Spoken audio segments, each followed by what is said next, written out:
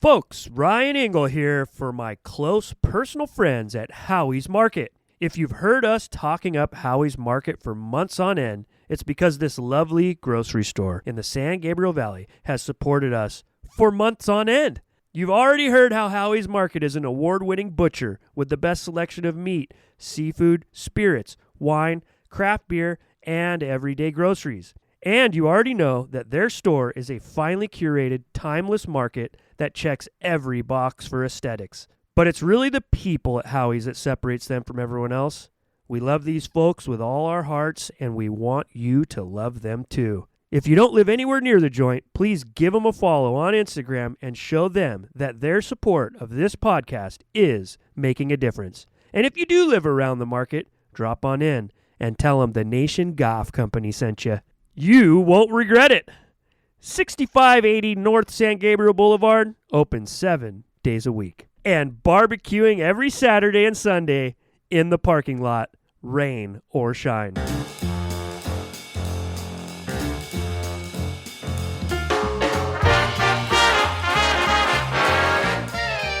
Ladies and gentlemen, welcome to the fellowship. My name is Adam Hawk. He is Ryan Engle, and off the top, Ryan, do you know what makes this particular episode, as you light up a Hestia, do you know what makes this particular episode so monumental? Maybe. So that's a no. No, that's a maybe. Maybe. Maybe is an answer. This is the 2-year anniversary of the audio-only podcast. Wow. We started this back in 2023, the day after the U.S. Open at LA Country Club. At the time, we had decided that doing the video show was such a heavy lift, but we still needed to do some sort of content. And so you had a couple of Bluetooth tiny microphones, and we recorded into my cell phone, and thus the audio-only podcast was born with a 2023 U.S. Open recap. And here we are about to recap the 2025 U.S. Open. Happy 2-year anniversary to you. I would like to celebrate this moment with you, but it's dawned on me that it really just points to something, unfortunately, kind of negative, which is it's taken that long for you to drag your feet into putting video on this podcast. That's sad. It's a sad thing. So maybe, in year number 2, we can work on that a little bit. Well, this would be year number 3. Correct. We're starting year 3. Correct. Yes. That's even more sad now. Now I'm upset. You're upset that this audio-only podcast has not become a video podcast like everyone else. Everyone else has a video podcast. This is how they make social. Well, no, cuts. you at least video it so you have the clips to get the viewers to, hurry the process along. We're the only ones in the dark ages, literally in the dark ages, because the screen is dark when you listen to it. Theater of the mind, baby. I'm a big fan. Yeah. Go to our YouTube page and check it out. It's we're gonna rename it. It's called Thumbnail City. You can watch thumbnails with voiceover. Why don't you take that under your jurisdiction? Why don't you go get the cameras, set them up, and you can be the video director? Full disclosure, this is your show, pal. Yeah, I've noticed. Yeah. I do everything. This is your show. I do everything. Hey, got to make plans. Full disclosure, welcome back to the podcast, by the way. We missed you last week. Full disclosure, I decided to spend my Father's Day with my laptop closed yesterday, so I took 0 notes. No notes. No notes. Now I'm excited. Okay, very good. Now I'm excited. We'll see whose show this really is, pal. Do we need to start off Drinking U-Ban? Yep. All right, cheers. Cheers. I know we've said this before. There's nothing like a ceramic mug. Right. Right. Like, I remember you got all excited on that Neil Shipley clip where he orders in Starbucks and asks for no lid, and you're like, how cool is this? No lid. I like to live dangerously or whatever. And it's like, cool story, kid, with no lid on your paper cup. Let me tell you, pal, I've been driving with my knee and a coffee cup in my right hand that could never take a lid for longer than you've been alive. So, welcome to the club. Maybe don't drive through Starbucks and make coffee like a normal person and put it in a ceramic mug. Just saying, dude. Sometimes you're in a pinch and you got to go through a drive-thru and you got to get a Starbucks. And the fact that Neil Shipley, PGA Tour player and one of the most vibrant personalities out there, likes to live what he calls the no-lid life. Let me ask you this. It's the night before it's on your calendar, on your schedule, that Netflix is coming to your house in the morning to film you. Are you not making a pot of coffee and drinking coffee at home before they get there? Are you not? I mean, what psychopath wakes up, lets Netflix knock on their door and goes, hey, let's go hit the drive-thru. I'm in a pinch. Brother, that Mr. Coffee should have been Darth Vadering at 5:30 in the morning. I should have taken notes. I should have given this a rundown. I should have given it some structure. We are 5 minutes in, and we have not even talked about the fact that the 125th playing of the U.S. Open has concluded. J.J. Spawn, who was on everyone's betting slip this week, is your winner. The only player in the field to finish under par thanks to a 60-foot made birdie on the 72nd hole at Oakmont. Engle, what are your immediate takes from this U.S. Open, the golf course, the conditions, the champion? U.S. Open was subpar, in my opinion. You're an idiot. Stupid idiot. Just because firm and fast. I want to see him sweating, and I want to see the course absolutely violent. And there's just too much moisture. Obviously, in the final round, there was too much moisture, but they had moisture leading up to the week. The greens were rolling fast, but guys were still spinning it back on some shots and shit. It wasn't bad. It just wasn't what I would have wanted, like a 10 out of 10. You know what I mean? I'll give it an 8.5 course-wise. Big fan of Oakmont, as most of the listeners and yourself included know. I love the historic clubs. I love the tradition that comes with them. Although I will say that of all the upper echelon East Coast clubs, Oakmont probably has the worst logo, the squirrel. I mean, it's embarrassing. But other than that, their clubhouse, the history, the locker room is epic. Epic until Wyndham Clark went Clark, in there and dude, started punching inanimate objects. I think he needs to move from briefs to boxers. I think he's probably a little tight downstairs. He needs a little more freedom, might loosen up the bloodstream. But I'll say this about Oakmont. There's a lot of cool stuff about it. I think getting rid of all the trees was too much. I think framing behind the greens and keeping a couple key ones on certain sides of the fairway to help dictate shots and shot shape would have served them better, in my opinion. I'm really sick of these super long par threes. I think everyone in this game now, in the pro game, is catering towards what would be hard for someone who isn't a pro. But for someone who is a pro, to give them a 460cc driver, tee it up off the ground, and hit a fade into a par three, I think you're losing shot shape, creativity, just by making it long so it looks hard to amateurs. But to those pros, yeah, it's tough, but it's like I would have much rather seen a tuck pin, have them put the ball into the turf and play a shot, like a long iron shot. We've lost shot making with irons, and the ball goes straighter now. It's going way too far. Some of these par threes that are well over 200 yards are hitting 7 irons and shit. It's just like launch city. The pro game's just a fucking launch monitor. It's about data and stuff. What I will say, what I loved about this tournament that kind of contradicts the first part of my statement, is the weather and the wet conditions actually took away this game of swing and data, and it was about who's getting the ball in the hole. You got guys fist pumping bogeys because they're just trying to stay in the tournament. That was refreshing, because I'm just sick of having someone on a par 3 hitting an iron and below it's telling us what his ball speed is and side spin rate. And it's just like, what? I don't even pay attention to that. When those graphics come up, I don't pay attention. It doesn't matter. It shouldn't even be there. It's my point is that's where we are in the pro game. Everyone's just crushing this data. And look, some of the data is useful. But like, if you're going to be like, oh, I had 14 greens in regulation today, and it's like, congratulations, what'd you shoot?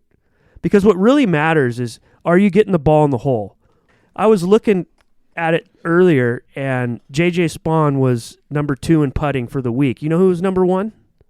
Matt Fitzpatrick. Yeah. And what did he shoot? 11 over. So what's more important, data or score? It's a stroke play competition. And anyways, to just put the nail on the head of this long rant, I think what was exposed this week is that the data's bullshit. The data doesn't matter. It's a stroke play tournament, and our whole industry, from pro golf to the fucking golf shop, is all about swing, data, positions, numbers. And it's hogwash, Adam. It's not fucking real. What's real is who's getting the ball in the hole. I mean, Scotty played the worst he's played in God knows how long. And towards the end, it was like, holy shit, a couple putts go his way. All of a sudden, he's there. That's ridiculous, you know? I think the data lost this week, and you love to see it. Yeah, I'm more confused about how you feel about the U.S. Open than I was before I asked this question, and straight up did not know the answer. But thank you for that explanation. Now, before you start the motor, 8.5. An 8.5. It's a subpar 8.5 in your opinion. Yeah. Okay. 8.5 to me is a B+. It's a B+, but I mean, it's a major, and the Masters is the best, and the U.S. Open and the British Open fight for second place every year. And I'd be surprised if Royal Portrush doesn't curb stomp Oakmont this year. I'm looking forward to a better British Open than this was a U.S. Open, if that makes sense. I loved this U.S. Open. Give it a 10 out of 10. Oh, my God, dude. It's a great golf course. You've got one a guy. 10 out of 10? What was wrong with it? I just gave you all the fucking wrong things. Everyone played the ball down. Everyone had to adjust to wild conditions in the middle of the final round. One guy finished under par. Bro, that was a 3-day snooze fest. Only got interesting because it started fucking raining, dude. That's not why it got yes, interesting. Yes, it is, dude. It got interesting because that course is so penal if you miss the fairway, and a lot of guys did. And if you're in the bunker, you're dead. And if you're on the wrong side of the green, you're dead. As you mentioned, guys were fist-pumping bogeys. And I just like the fact that on the back nine on Sunday, it turned into a landmine field, and everyone was getting blown up. Everybody. That was the only excitement all week long. And it was exciting. I loved it. I was finally tuned in, so I agree with you. But let's 10 out of 10. Give me a break. There were two guys, JJ Spawn, who had endured his trip through the landmine field on the front nine and then got a nice reset when they blew the horn and he went to the range and totally mentally refocused and came out with a new game plan. And then there was Robert McIntyre, Big Bob. Robert McIntyre gives me major Colin Montgomery vibes. Look, I hate to say it. I think we're going to be seeing a lot more of that guy in the future. Colin Montgomery. I'm telling you. I don't hate it. We need guys. The field's a ghost town, dude. Yeah. We need guys. So good for him. I hope he makes it interesting. Still don't like him. Right. You know what I'm saying? But we need him. He's unlikable. You need a heel. Yes, he's unlikable because of the way he looks. He has an unlikable look. Really loved the footage of him in the scoring tent giving a clap to Spawn making that putt. Yeah. That was really classy. I really appreciated that. There was a lot of class on display after that. Well, yes, there was, and thankfully so. And I'll say this. What did get a 10 out of 10 this week? The Golf Gods. The Golf Gods got an A+ because they finally won.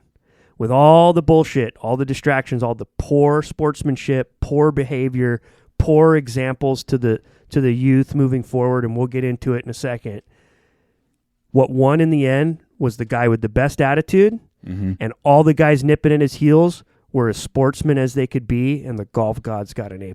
Yeah. And you love to see that. We saw Victor Hovland get caught on a hot mic right after JJ dropped that putt to win.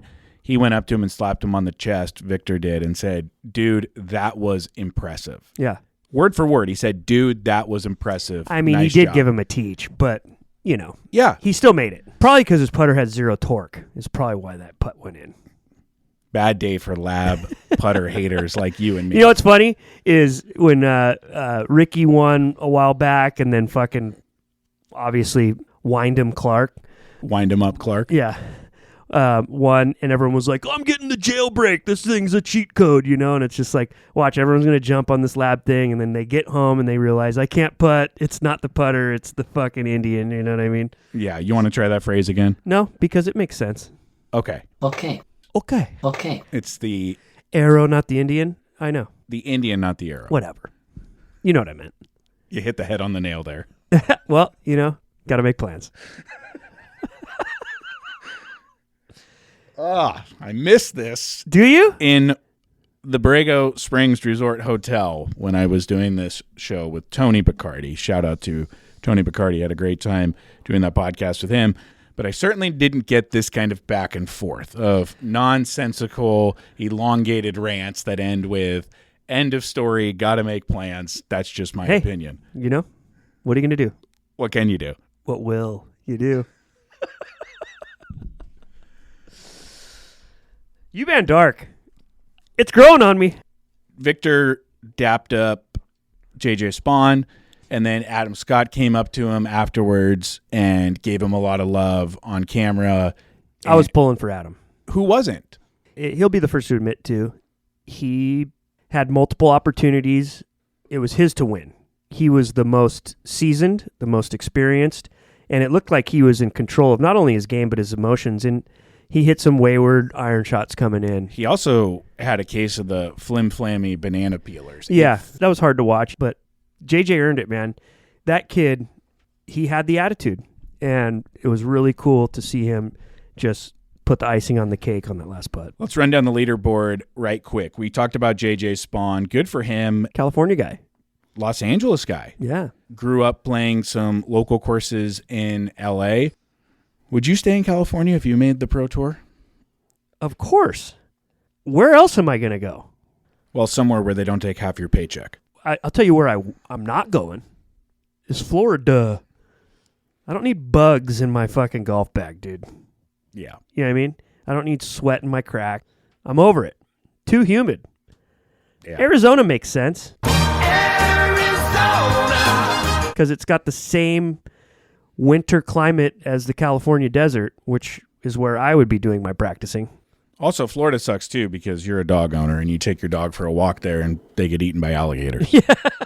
For a dog owner in Florida, this has to be a worst case scenario here. An alligator grabbing your pet in its jaws. Within just a few seconds, a gator launched itself out of the lake and towards her dog Kona, and with one chomp had Kona's entire head in its jaws. Continuing down the leaderboard, Robert McIntyre, we talked about solo second, Victor Hovland solo third, Tyrrell Hatton, Cam Young, Carlos Ortiz tied for fourth, John Rahm with a sneaky T7, Sam Burns fell all the way to seventh, Scotty Scheffler backdoors the top 10 T7, Ben Griffin stays hot with the T10, Russell Henley right there as well, Adam Scott went from the final pairing to T12, Xander Schauffele showing a little bit of form, T12, couple of other nobodies before you get to Brooks Koepka, Chris Kirk, and Rory McIlroy. T19 after a really good showing on Sunday, a quiet 3 under par to finish off his week, which was highlighted by some pretty poor behavior. What do you make of how Rory conducted himself at Oakmont? We're living in an era where the majority of these players are all influenced by Tiger Woods. They all grew up watching him, whereas a lot of us old heads grew up watching the game's greats from before Tiger. And look, love him, hate him, take it for what it's worth. He changed the game, but in my opinion, and I've well stated on this very podcast, I think he's changed it for the worse. And he's created a generation of pro golfers that sit in the corner at breakfast at the club and don't talk to people and snub fans and fucking stay in their own head and throw clubs and dodge the media and act pompous and are just entitled wannabe jocks. And the gentleman is gone now. Here's Rory, who is the guy now, Grand Slam champion.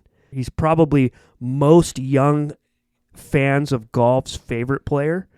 And he is literally showcasing poor behavior and influencing the next generation of golfers in a negative way. He's making it okay to crush tee marker signs and not apologize about it and throw clubs, two-handed club throw in the middle of a fairway during a U.S. Open when all cameras are on you after you've already had a poopy diaper for weeks on end and dodging the media.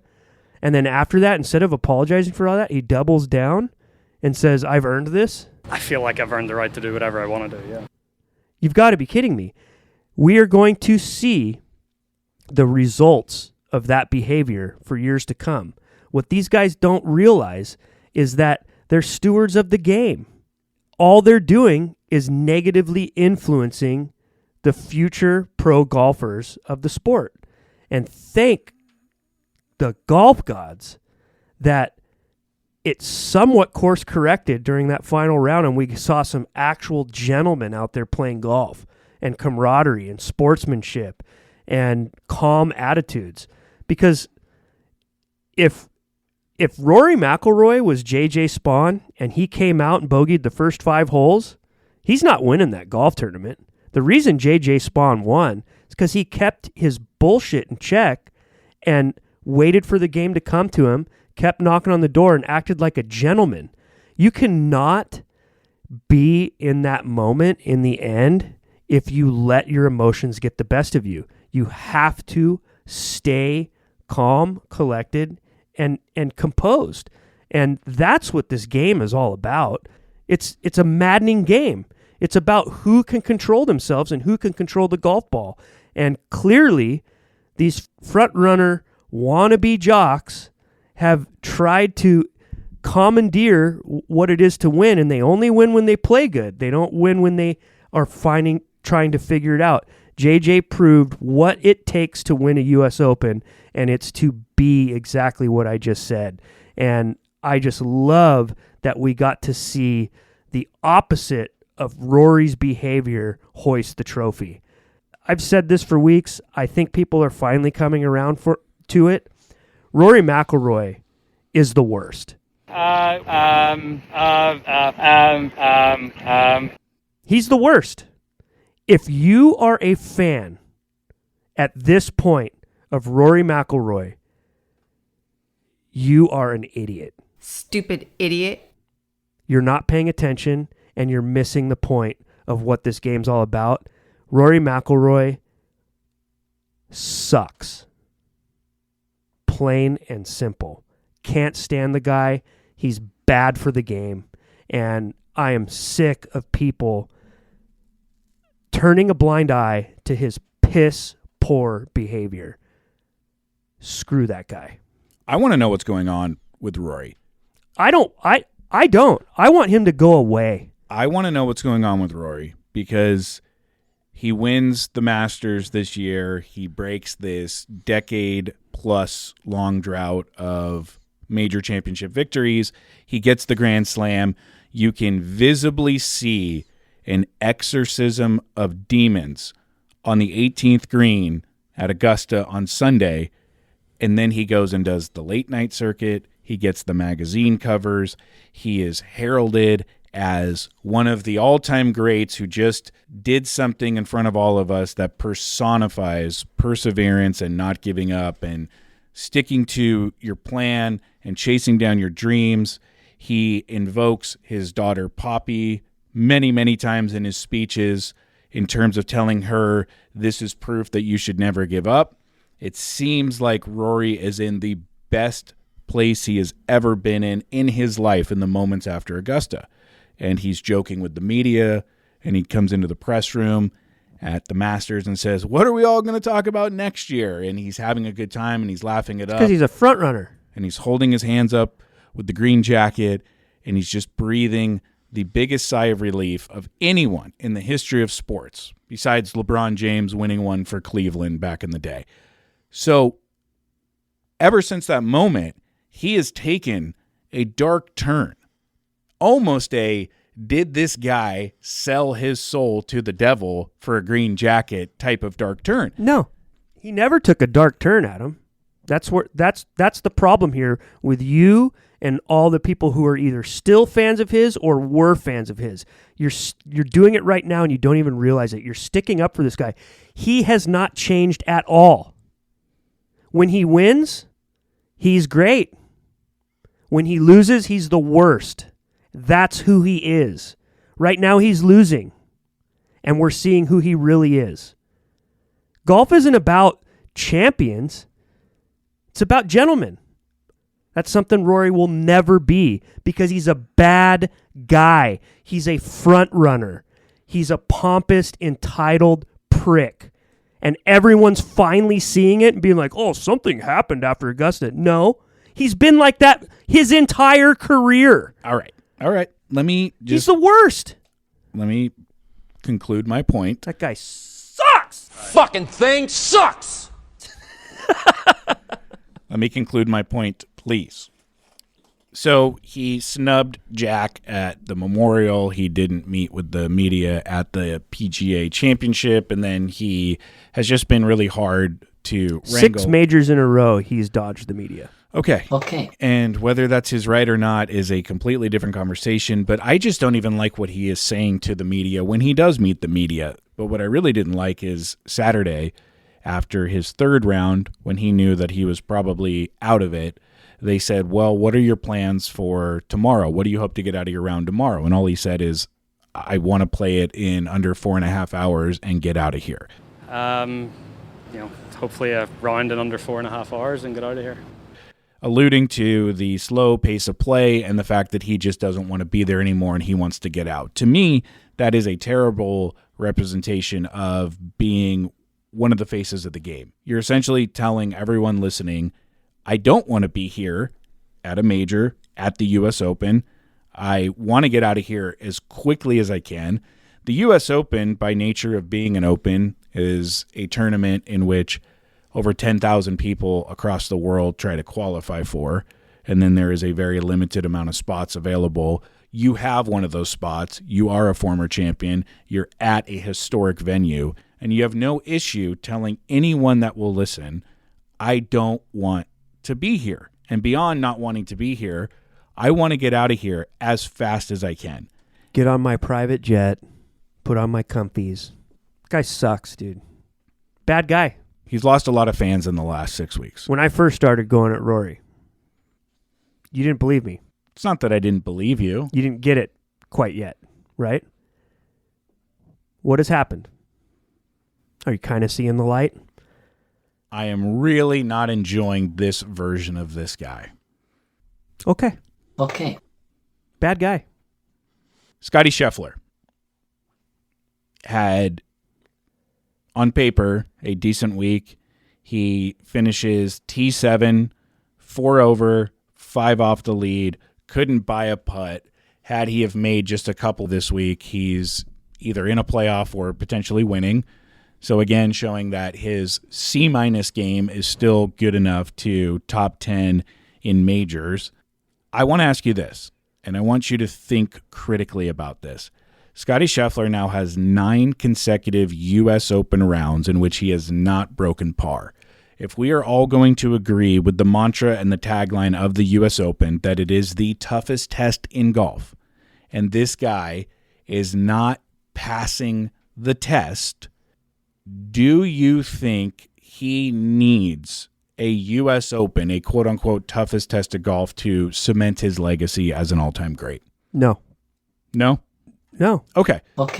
It's not a good argument. It's not an argument. It's a question. Yeah, it's not a good question. He's got 2 Masters and a PGA. He can win at will on the PGA Tour. Granted, the PGA Tour is missing a couple of guys that jumped over to live. We had this discussion a couple of weeks ago on if this taints any of what he's doing in his historic run. You said no, but I'm wondering if the U.S. Open is the toughest test of golf, and this guy doesn't seem to be that great at the toughest test in golf, does that at all ding his legacy, and does he need a U.S. Open to cement it? No, because I hate that tagline, the toughest test in golf. The U.S. Open falls a lot into what the players is. It's kind of gimmicky. Yes, it's difficult, but the way they set up these courses and the way in which they make it difficult makes it more leaning towards luck than skill. You need some good bounces. You need some good breaks. And this guy wasn't in form, and he still shot 70 the final 2 days, the 2 toughest days. 70 was a good score on Sunday, especially for someone in the back who had to play through the weather and the weather break.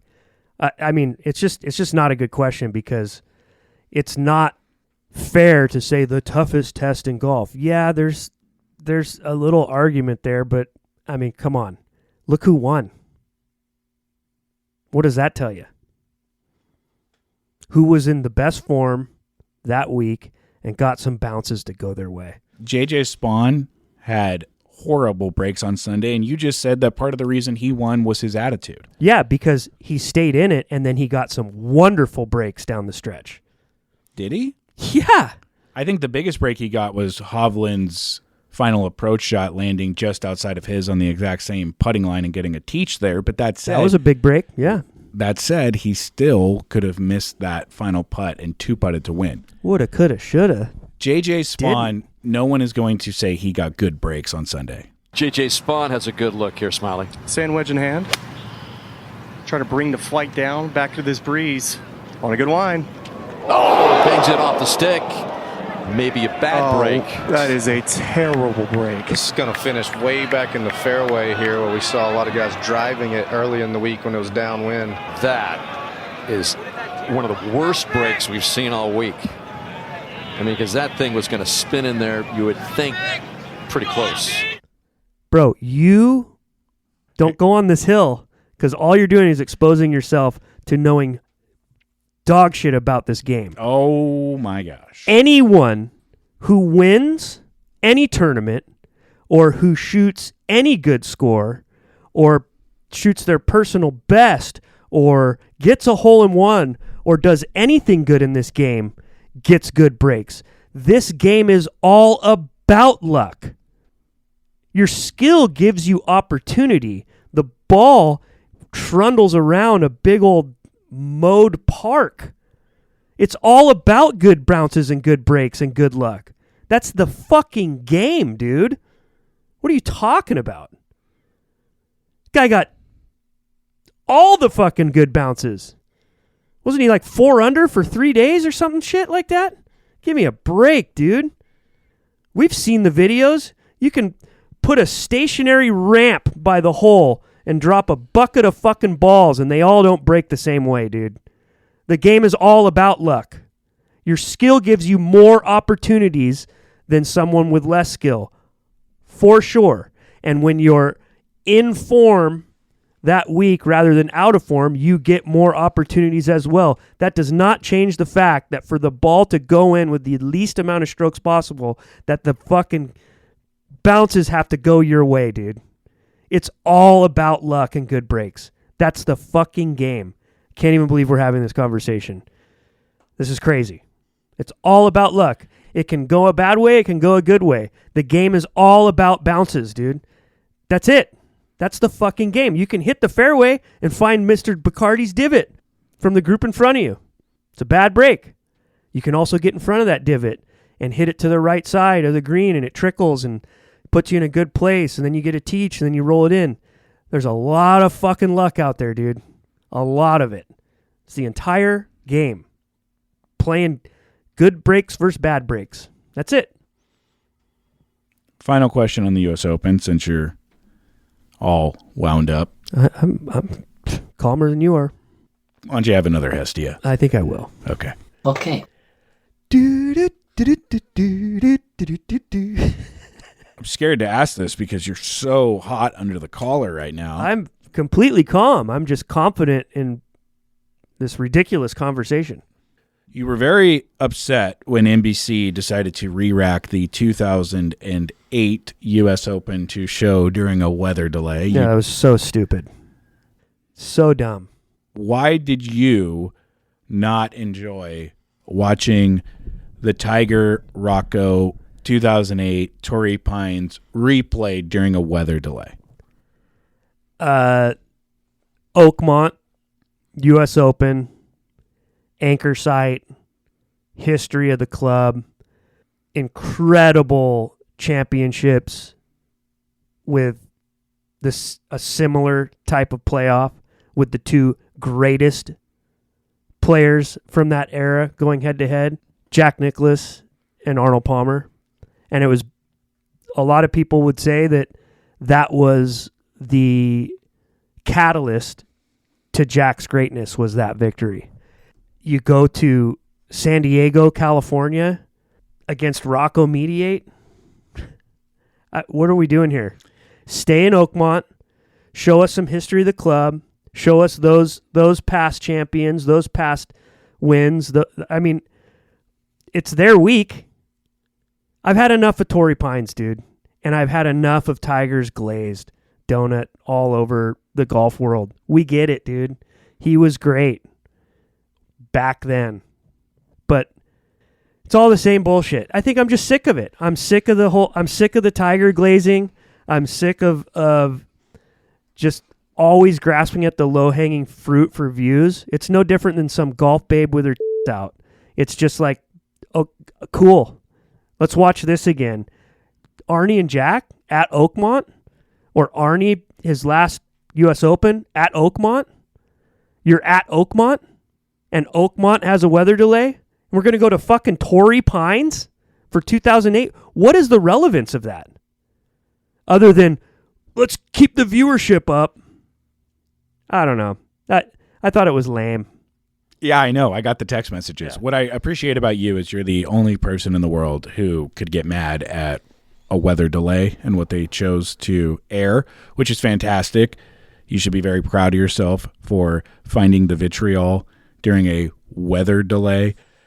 I told you on text that there's probably a reason NBC picked this. And I agreed with that. They have the rights to it. It's easy to get, whatever. It's easy to re-rack. I get it. It's the same kind of coverage. It's easier to time up to commercials.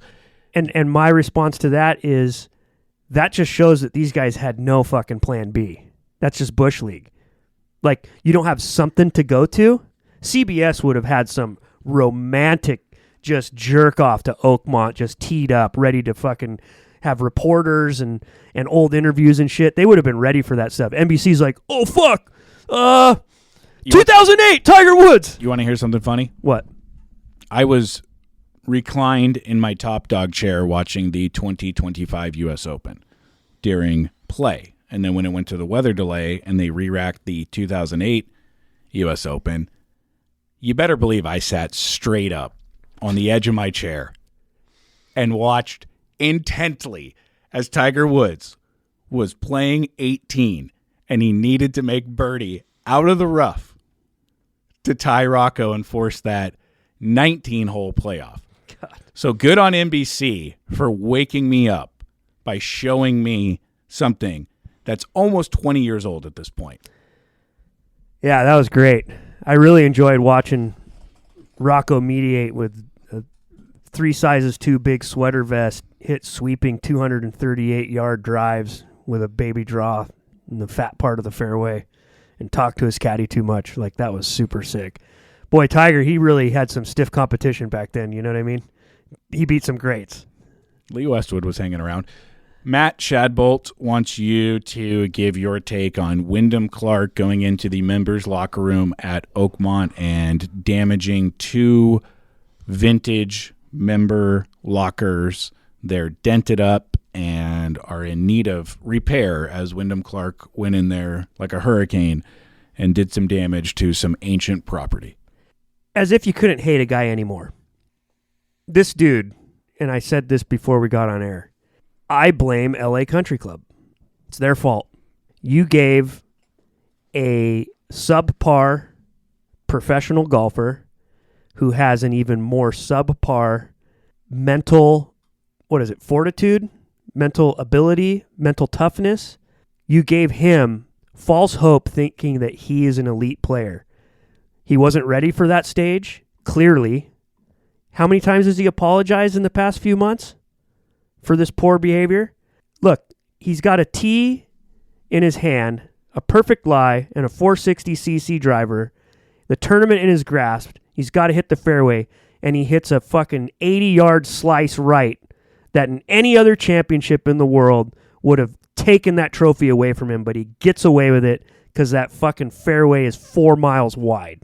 And now you got a guy who thinks he's one of the guys whose caddy stands over the ball and reads his putts for him. And he's out here breaking shit week in and week out because he's like, oh no, I am an elite player. No, you're not, dude. LA Country Club gave you that trophy, you freaking idiot. And now you're out here destroying one of the most sacred clubhouses in this game on this continent. Get the fuck out of here, dude. I'm so sick of that guy. Him and Rory. You're telling all of these kids that are getting into golf now that it's okay to be a hothead jock. And you watch. There's going to be even more of them. Tiger brought in a generation of them, and now this generation's just teaching the next generation. I hope to God these guys fucking go away and we get more of the Hovland, Scott, JJ Spawn guys coming up and showing how it is to be a real man playing this game. Here's what's really funny. There was one former tour player that came to the defense of Wyndham Clark damaging the Oakmont locker room. Defense. You're going to love this. Quote, I have inflicted severe locker destruction through the years at U.S. Opens and paid my fines. Generally, they have been our temporary build lockers, not member lockers. Not that that's an excuse. Generally, it's been when I have felt that the USGA has pushed the limits over the edge. So this player just said, hey, I've done this too, and I typically do it when the USGA pushes U.S. Opens over the edge. Yeah, because it's their fault that the course is the same for everybody. Exactly. Idiots. Stupid idiot. Now, do you want to take a wild guess at what former tour player said that? Because you could not have a worse ally than this person. I don't know. Ian Poulter. I kind of love it. Of all the guys to jump on Twitter and say, let me defend Wyndham Clark here. Of course, it's one of the guys who's worn the woman's visor. You know, Luke Donald, Ian Poulter, Lee Westwood. You're going to wear a visor, but you're going to wear that one. Bernhard Langer. Like, come on, you guys. What do all those guys have in common? They're all just shit dicks. European. Yeah. Have you noticed that the poopiest diapers are all the Euros? They're the poopiest diapers. Wyndham Clark needs to go away. He needs to go away. He's not that guy. You're not that guy, dude. Enjoy that replica trophy that's going to sit in your trophy case for the rest of your life. You can tell all your buddies who come over for Memorial Day barbecues once you're retired soon. Enjoy it, bro. I guess some would argue that you earned it. I think you got away with it. And you know what? That's fine. That's golf. There's lucky bounces and there's bad luck. You know what I mean? But to destroy a member's locker, that locker he destroyed was probably original. He destroyed 2. That guy should be banned. He should be barred. You can't do that, dude. It's a private country club, an anchor site, the National Open. You're a former champion. You're done, dude. That's fucking bullshit. We don't need that stuff in this game. This isn't basketball. This isn't hockey. It's not a sport. It's a fucking game. Ball's sitting there. It's not moving. No one's playing defense. It's you, your thoughts, and your ability to get up and down. That's it. I don't want to fucking hear it anymore. You're a millionaire, bro. You're flying on a PJ. Get the fuck out of here. We pay your bills. This game is owned by the amateurs. And you're going to have this behavior and constantly fucking apologize week in and week out for your temper tantrums? I'm done with that guy. I'll tell you this, Adam. we go to a pro tournament and that guy and Rory's in the field, there's a good chance I'm getting kicked out because I am chirping the fuck out of those two guys. And I'm going to get them good. And they're not going to be able to handle it, and they're going to single me out, and I'm going to be escorted off the property. But you know what? It's going to be worth it because fuck those guys. I wish we did have this podcast, this particular episode on video, because the entire show you've had a cigarette going and your index finger pointed at me. Yeah. Because you... Yeah, I'm the problem. No. You sports wash those guys' behavior. I sports wash their behavior. Yes. Okay. Anyone can just go back and listen to this episode where I said I had a problem with both Wyndham and Rory, and I'm just teeing you up. Oh, you're a Rory sympathizer. You know you are. Empathy and sympathy are two different things. I stand by what I said. Yeah, I bet you do. I bet you do. Come on, man. Are you coming around a little bit? How was your Father's Day? It was great. How was yours? It was excellent. I had a really good Father's Day weekend. Thank you for asking. I celebrate with my family on Saturday because on Sunday... Top dog chair guy. Yep. My wife goes to Alhambra to be with her dad, which I love and respect, and he gets time with the grandkids, and then I have the house to myself. Wait, you love and respect your father-in-law, or you love and respect the fact that your family gets out of the house? Both. My wife asked me a week ago, what do you want for Father's Day? And as I sat there mulling it over, she said, do you want what you always get, which is the house to yourself to watch golf? And I said, yes, I do. She very kindly gave me that gift, which I appreciate. The Top Dog chair was in heavy use yesterday. And for those that don't know, the Top Dog chair is my recliner. My dad came down to California visiting from Seattle a number of years ago and said, you're not a dad until you have a recliner in your house, a so-called Top Dog chair. Now, the Top Dog chair is that seat in the house in which only the dad sits. Everyone knows that's Dad's chair. It's Dad's chair. It's the Top Dog chair. And one of my greatest joys of bringing the concept of the Top Dog chair to the podcast is every single major, Masters, PGA Championship, US Open, British Open, we get a number of DMs of guys saying that they were wearing out their Top Dog chair on Sunday. Love it. It's great. So I want to shout out my Top Dog chair family. You know who you are. Keep it up. Enjoy your Top Dog chair. On Saturday, though, I did spend a lot of time with my kids, and I took them to the driving range and just had a great time out there hitting a bucket of balls with Penelope and Johnny, and then doing some bike riding. And I smoked one of those cigars that Wallace Revel sent us. Whoa. The one with the ring gauge the size of a tree trunk. That is a heavy lift. I think I was smoking that cigar for close to 2 hours. Oh, my God. So Saturday was fun. Sunday, church, golf. It was great. I really do love Father's Day weekend because the weather's awesome. You get the U.S. Open. You get church on Sunday. It's great. And what did you do this weekend? Same. Sunday, went to church in the morning. Right after, headed over to not the best grocer. The best grocer is Howie's Market. Of course. The best commercial grocer, Stater Brothers. Went to Stater Brothers, got some red meat from the butcher, headed back, prepped the meat, went out in the backyard, did a full roundup of yard work, mowed, edged, blow, trimmed. All the above. Even a little harvest. You love to harvest. Yeah, in fact, you brought some avocados in from your tree I last have week. plenty more if you want more. They're really good. Yeah, and and then had a shower beer. Oh. Came downstairs. Katie Kai and Palmer went to the beach.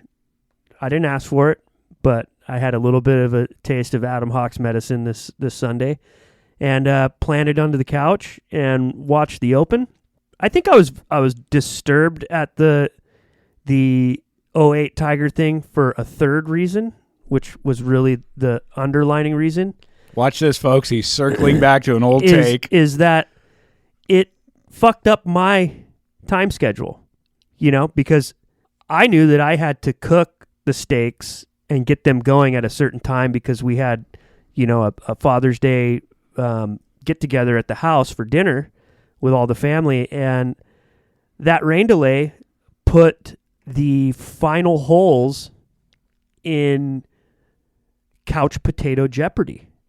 And that was unfortunate for my Sunday. So I finished with the TV pointed towards the Blackstone in the backyard, and I was, coming in, watching, going back out, and you know what I mean? And so that was sad, but wasn't that bad. I would have loved to watched those final few holes in pure feet up relaxation mode.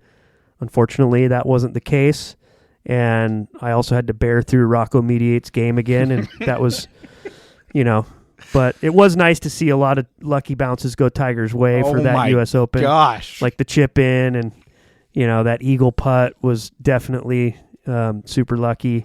I mean, Saturday, his finishing Saturday was probably the luckiest round of golf I've ever seen. But luckily, according to you, golf is a game of and that's why he won.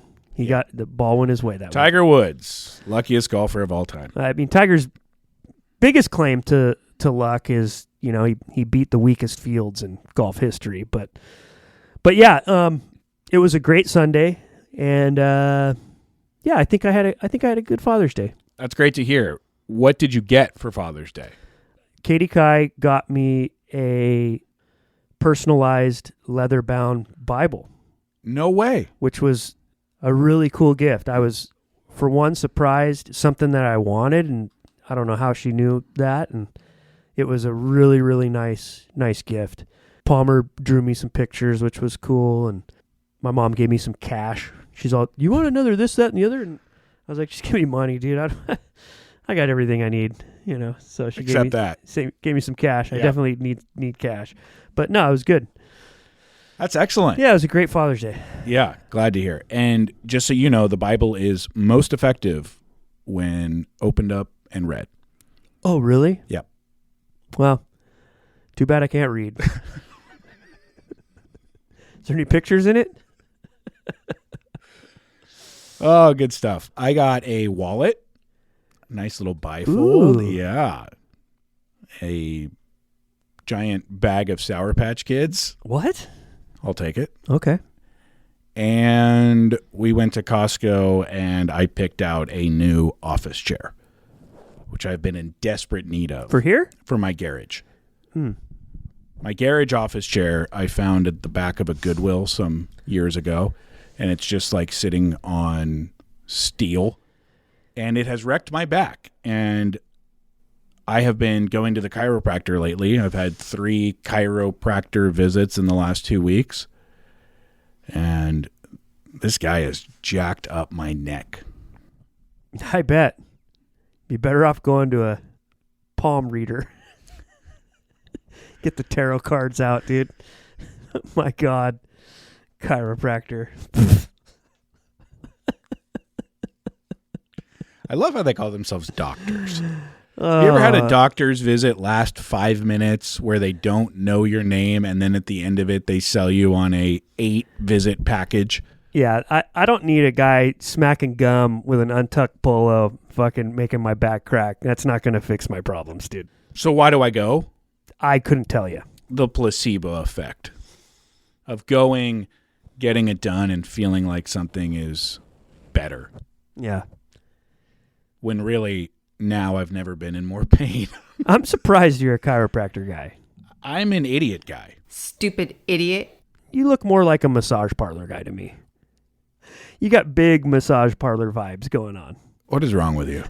Honestly, what is wrong with you? And by the way, do learn how to read. So End of story. So you can get into that Bible. Let's get out on this. I put together a recap audio vlog style travel piece podcast last week while you were in Idaho, and it was recounting the 3-day golf trip that Tony Bacardi and I took to Rams Hill. You already know the time spent on it, and you tried to listen to it, which we'll get to in just a second. But I want to say thank you to everyone that did listen to it. The feedback has been overwhelmingly very, very, very, very positive. I have had 3 people give critical notes.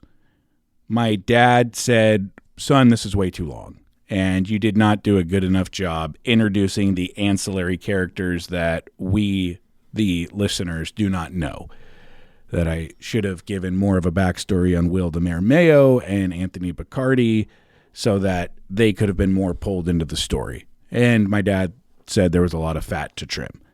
Thank you, Dad, for the feedback. Appreciate that.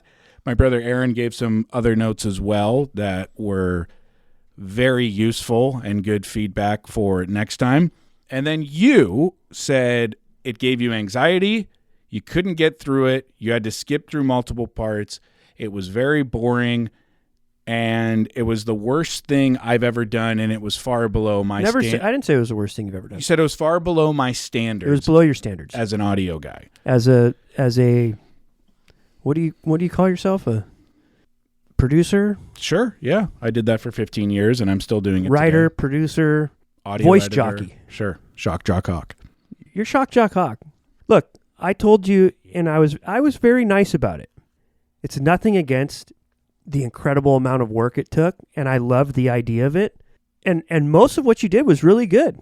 I thought that the very low energy narration at times, for me, dude, I know you. I know how good you are at this, and it would be dishonest and not fair to our friendship and our love for one another for me not to give you my wholehearted, honest feedback. I hold you to a standard in this thing. You make me look really fucking good because you are really fucking good at this. This is your shtick, dude. This is your thing. And I loved the idea. I loved the hustle. I loved the willingness to do something different. I just think mostly nothing to do with you and those things I just rep. I think you were unfortunately a victim of the general content and the general characters involved in what you were trying to accomplish, and that's not your fault. But I just thought it was a little too long and there was a little too much of that unorganized, but I could see how it could have been really, really good. And I think it would have been really, really good if I was your partner in the Clash and going back and forth on those said interviews and stuff. So, look, I loved it. I didn't hate it. I just couldn't listen to it. All I wanted to do was get to that part where you got to the crux of your argument, which is this thing failed without you. You know what? Every Batman needs a Robin, dude. And you tried to implement some new superhero character that just didn't fit in the Batmobile, dude. You know? And it's funny that the Batmobile is missing 2 hubcaps, but just look, I thought it was cool. I think it would have been a 110% home run had it have been a video, a vlog. If there was video footage of you guys doing that thing in the bar and driving in the car and coming to the shop, if there was that element to it, it would have made the road noise and the wind noise and the awkward interviews with Mr. Bacardi where you're doing all the talking and he's just throwing in a every 3 minutes. That would have been funny if we would have saw it. You know what I'm saying? But for me to listen to it and know how good you are at radio, I was just I'm driving in a car for 3 hours to the airport on these country roads, and I'm getting on an airplane and I'm listening to this in headphones, and this is my guy who I hold to this top shelf status. I can't listen to this. I skipped around and then I skipped out. But I appreciate the hustle. I really appreciated the hard work, but more so than anything, I appreciate that you had the just spontaneity and drive to try something different. I thought that was really cool. And I think our core fans appreciated it too, because it was probably fun for them to listen to. But me knowing you and being behind the curtain on all this thing all the time, it was hard for me to listen to because of those standards. And that isn't a knock at you. That's a compliment, because you are really, really good at this. And if you're not going to be really, really good at it at times, it's going to be hard for me to accept that. Yeah, shout out Tony. It's hard to wear these flip-flops. You know what I mean? Locals. $6.99 longs, Lahaina. Look at you adding some sound into the broadcast. No, it was cool. I'm just giving you a hard time, but I thought it was cool. Could have been better.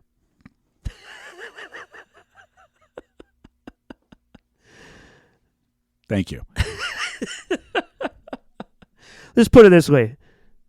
Little too much water in the U-band ratio, if you know what I'm saying. You know? Yeah. It lacked that punch. And that's okay. Sometimes you make a subpar pot, you know? We needed the sludge, and we got the donut shop coffee. And that's okay. Sometimes you're in a pinch. You know what I mean? Welcome back. Yeah. We missed you. They call me Callback Engle. Callback Yes. Ing.